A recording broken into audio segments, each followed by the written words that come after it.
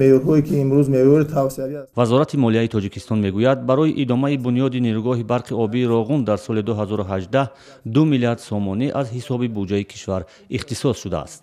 Файзиддин Қаҳорзода вазири нави молияи Тоҷикистон дар нишасти хабарии ниҳодаш афзуд, ҳамзамон бо сармояҳои буҷетӣ ҳиссаи дигаре низ аз ҳисоби маблағи вонбаргҳо дар бунёди нирӯгоҳи Роғун харҷ карданд. Маҷмуан маблағҳои вонбаргҳо 500 миллион буд ва аз ин ҳисоб доираи 65 миллион ҳозир миллион доллар то ба имрӯз аз ҳамин ҳисоб истифода шуданд. Айни ҳол дар маблағгузорӣ ягон мушкилот нест. вазири молияи Тоҷикистон аз худкунӣ ва ё истифодаи сармояҳои ихтисосшуда дар бунёди нирӯгоҳи барқи обии Роғунро бемушкил арзёбӣ кард.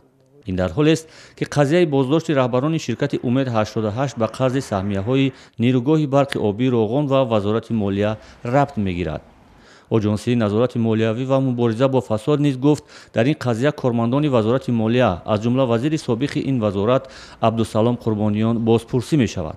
аммо вазири нави молия аз тавзеъи ин мавзӯъ ва барканории теъдоде аз кормандон дар пайи қазияи қарздории Умед 88 худдорӣ кард. дар мавриди ширкати Умед 88 ман фикр мекунам ки шумо бояд бо мо мувофиқ бошед.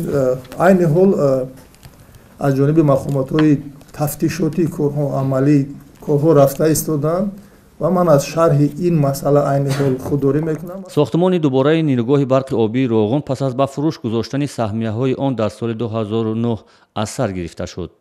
дар маъракаи пурсарусадои саҳмияфурӯшӣ бештар аз 900 миллион сомонӣ саҳмияҳои нирӯгоҳи Роғун фурӯхта шуд. аз он замон то кунун ҷиҳати сохтмони нирӯгоҳи Роғун аз буҷаи Тоҷикистон бештар аз 12.5 миллиард сомонӣ ихтисос шудааст. давлати Тоҷикистон барои сармоягузории ин тарҳи муҳим соли гузашта тасмим гирифт ки 1 миллиард доллар коғазҳои қиматнок ва ё вонбаргҳои давлатӣ нашр кунад. дар даври нахустин 500 миллион доллари ин вонбаргҳо ба фурӯш гузошта шуд.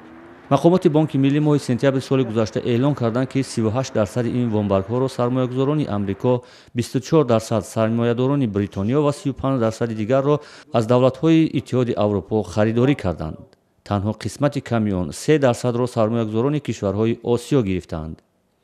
ахиран ширкати Salini Impregilo низ гуфт ки бар раиси ҷумҳури Тоҷикистон ваъда додааст ки чарха ё агрегати аввали нирӯгоҳи Роғунро рӯзи 16 ноябри соли ҷорӣ ба кор медароранд.